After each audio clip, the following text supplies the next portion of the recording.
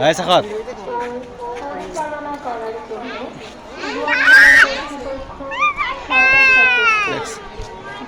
ওই দেখো সাফানা দেখো ওই যে বান্দর ওই যে দেখছ দুলনা তো হইছে ভগবান দুলনা হইছে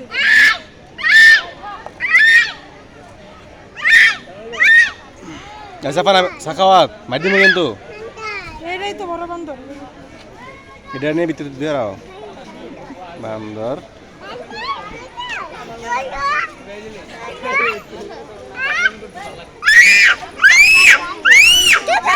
হাই